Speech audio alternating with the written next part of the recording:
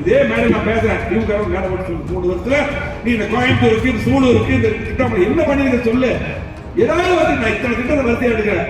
இன்னும் நான் சொல்றேன், காவல்துறை விழித்துக் கொள்வது அரசியலுக்காக சொல்ல. கண்டிப்பாக நம்முடைய சந்ததி வருங்காலம் அழிந்துவிடும். கண்டிப்பாக தடுத்து நிறுத்த வேண்டும் என்று சொல்லி, ஆகவே நல்ல கூட்டணி எடப்பாடி தலைமையில் 2000 அமைப்போம். கண்டிப்பாக திமுக வீட்டுக்கு போயிடும். இன்னைக்கும் இலங்கையில பிரபாகரன் வீட்டு முன்னாடி தலைவர் சிலதான் இருக்குது, கோயிலுக்கு கும்பிட்டு இருக்காங்க. விவசாயி நாட்டை ஆண்ட காலத்தினால் உடனடியாக நிதி ஒதுக்கி நேரடியாக இங்க வந்து அடிக்கல் நாட்டார். இதே மேல நான் பேசுறேன். திமுக மேல போட்டு 3 வருஷத்துல நீ இந்த கோயம்புத்தூருக்கு, இந்த சூலூருக்கு, இந்த திட்டம் என்ன பண்ணிருக்க சொல்லு. ஏதாவது வந்து நான் இத்தனை திட்டத்தை வரிசை எடுக்கிறேன்.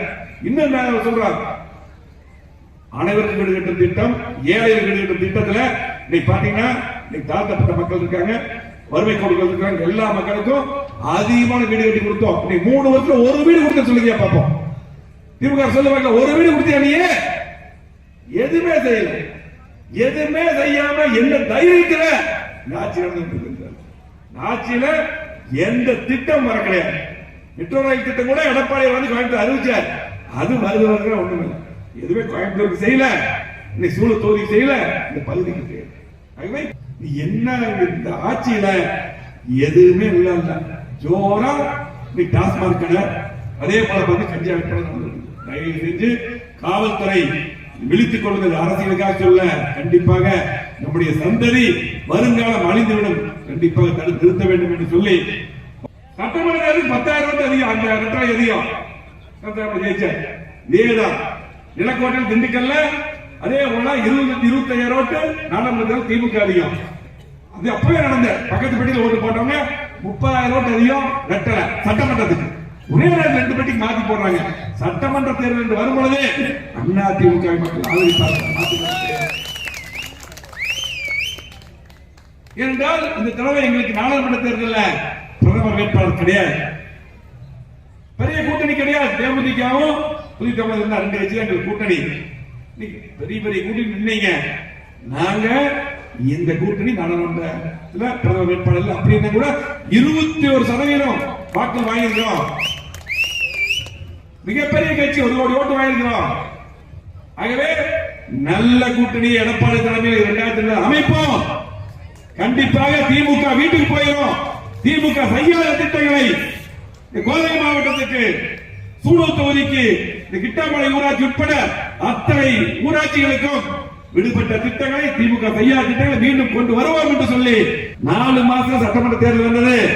மிகப்பெரிய வெற்றி பெற்று மீண்டும் முதலமைச்சராக அதுதான் அண்ணா திமுக கருத்து. அதுக்கு முன்னாடி 84ல ஒரு தலைவர் படுத்துக் கொண்டே வெற்றி பெற்றார். அது நம்ம தலைவர் தான்.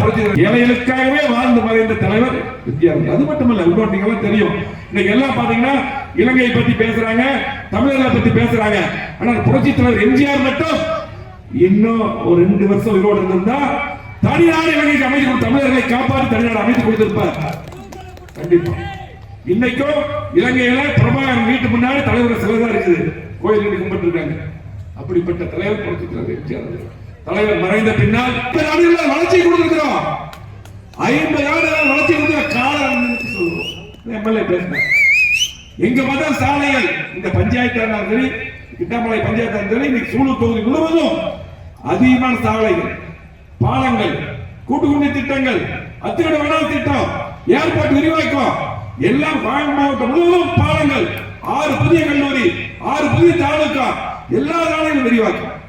இன்னைக்கு பாத்தீங்கன்னா 2011 பின்னால் இந்த அவனாசோட எப்படி இருந்தது, திருச்சியோட எப்படி இருந்தது, எல்லா சாலையும் விரிவாக்கம் பண்ணி டிவைடர் வச்சு போட்டிருக்கிறோம். கோயம்புத்தூர் முக்கிய சாலைகள் Avinashi road, Trichy road, Palakkad main road, Sathy road, Pollachi road, Thondamuthur road, Siruvani road, இதுதான் முக்கியமான சாலைகள். எல்லா சாலையும் விரிவாக்கப்பட்டு இன்னைக்கு விபத்துகளை குறைஞ்சிருக்கும்.